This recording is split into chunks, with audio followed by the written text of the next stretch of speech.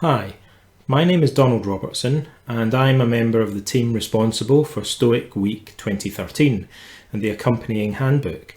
I'm going to talk you through some Stoic contemplative exercises intended to be carried out at the start and at the end of each day. When we were discussing how best to design a set of modern practices for the project, we came to the verdict that the following Stoic advice provided a convenient framework, a set of bookends, which could contain all the other practices and provide a structure for the daily routine.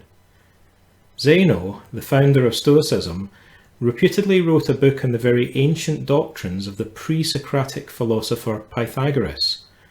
We know nothing of its contents, but it suggests that early Stoics were very interested in Pythagoreanism. Centuries later, the famous Stoics of the Roman imperial period, Seneca, Epictetus and Marcus Aurelius, all refer favourably to various Pythagorean exercises. Seneca and Epictetus particularly recommend following some well-known advice contained in a text attributed to Pythagoras, although probably written by his followers. It's called the Golden Verses. Epictetus, talking to his Stoic students, quotes this verse directly. Galen, Marcus Aurelius's famous physician, said that he contemplated the Golden Verses regularly and actually read them out aloud to himself, first thing each morning on awakening and last thing each evening before going to sleep. He advises us to do the same, so perhaps he gave this advice also to Marcus. Although Galen may have recited the whole poem, as it's only 1 or 2 pages long, there are specific parts of the Golden Verses that are probably most relevant here. The Neoplatonist Porphyry, who came after the Stoics, provides a good description of how Pythagoreans recited them. According to him, Pythagoras said special regard should be given to 2 times of the day, when we go to sleep and when we awaken. We should consider our past actions at night and learn from them by repeating the following lines to ourselves from the Golden Verses. Nor suffer sleep to close thine eyes, till thrice thy acts that day thou has run o'er. How slip? What deeds? What duty left undone? On awakening in the morning, we should plan our day ahead with care and wisdom, and repeat the following lines to ourselves, he says. As soon as e'er thou wakest in ordered lay, the actions to be done that following day. Iamblichus, Porphyry's student, adds the following regarding the daily routine of the Pythagoreans. They were to get up before sunrise, he says. They were to adore the rising sun. Pythagoras ordered them never to do anything without previous deliberation and discussion. In the morning, forming a plan of what was to be done later, and at night, reviewing the day's actions, which served the double purpose of strengthening the memory and also allowing reflection on their conduct. One of the most striking descriptions of the morning practice is provided by an early 20th century psychotherapist called Charles Baudouin, who was influenced by the Stoics. He wrote, "One who has learned how to control his mind has thereby also learned, to a certain extent, how to control his body. Such mastery can only be acquired by daily training. Moreover, day after day, the first hour especially demands our attention, for the attitude we adopt at this time sets the course for the day. Pythagoras was well aware of the fact, for he recommended silence and meditation during the first hour after waking. As Marcus Aurelius wrote, the Pythagoreans would have us lift our eyes heavenward on rising in the morning. Marcus, in his turn, tells us that the opening hour of the day is the one in which good resolutions can be made with the best effect. He also tells us that it is good at this hour to dwell upon the thoughts that may help us overcome slothful inclinations. This initial victory will pave the way for the victories of subsequent hours. Through such minor daily conquests, we shall be enabled to acquire good habits. A number of these good habits must be acquired. Our energies must be ever on the watch. All our moral faculties must be duly exercised. Thanks to the suppleness acquired by this course of moral gymnastics, the mind will be enabled to overcome all obstacles. Of course, the Stoics adapted the Pythagorean routine slightly to fit the demands of their own philosophy. Epictetus says that in addition to reviewing the events of the day as recommended by Pythagoras, Stoics should also question themselves as follows. As soon as you get up in the morning, think to yourself, what do I still lack in order to achieve freedom from irrational emotions? What to achieve calm? What am I?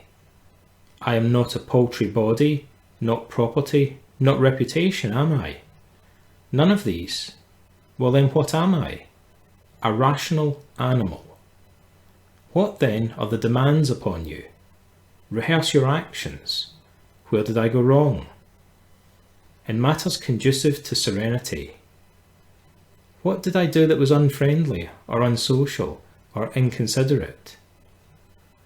What that ought to be done was left undone with regard to these matters. That's what Epictetus says. Likewise, however, in a famous passage from the Meditations, Marcus Aurelius wrote, "Say to yourself at daybreak, I shall come across the meddling busybody, the ungrateful, the overbearing, the treacherous, the envious, and the antisocial. All this has befallen them because they cannot tell good from evil.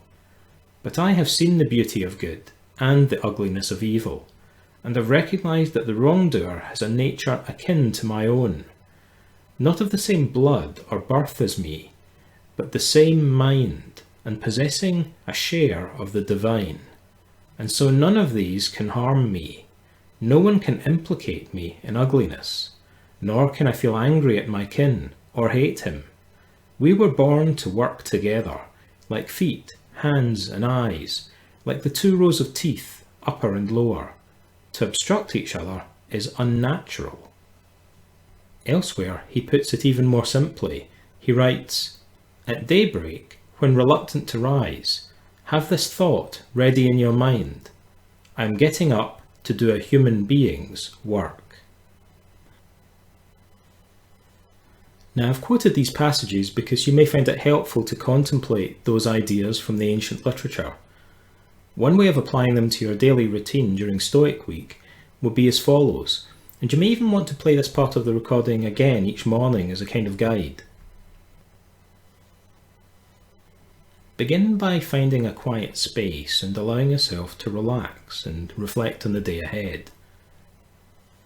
Marcus admires the Pythagoreans who walked in solitude each morning and contemplated the stars and the rising sun at daybreak to remind them of their place in the vastness of the cosmos. Even if you're not able to watch the sun rise, you can pause to picture it happening in your imagination and contemplate the start of each day from this cosmological perspective. Each day begins with the sun rising, and this is how your time is measured, by the movements of vast bodies in the cosmos. You occupy a tiny corner of the universe, but you have the opportunity to expand your mind and contemplate the vastness of time and space. As Epictetus tells his Stoic students, imagine that you're entering a festival each day and preparing yourself to endure the rough and tumble, but also to appreciate the spectacle, while all the time accepting that soon it must all come to an end and that you must take nothing for granted. Take time now to plan your day ahead, calmly and with reason and wisdom.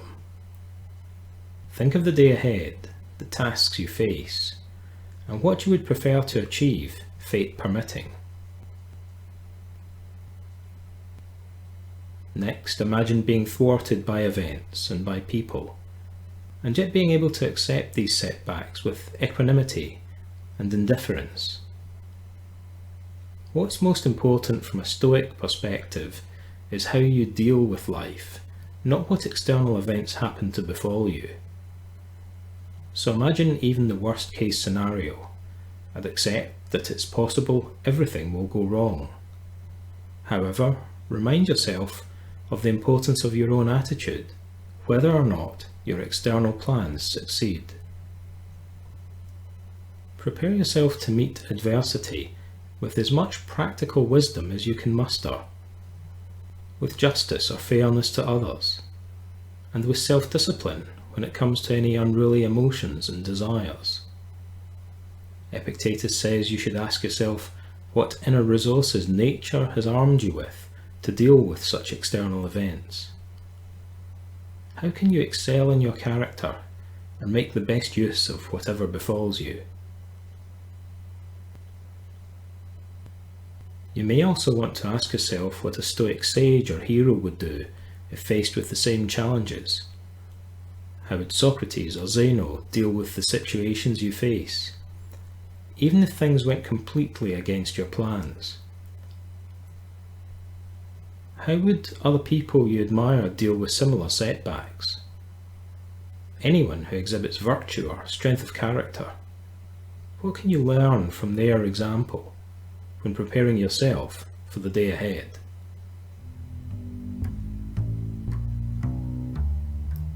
Obviously, it would take about 16 hours to mentally rehearse your entire day ahead perfectly, so you're going to have to abbreviate things and picture events in broad outline, maybe for another 5 or 10 minutes.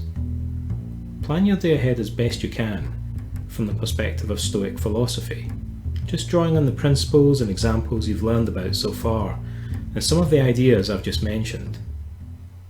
I'll leave you to continue doing that now, in silence, in your own time.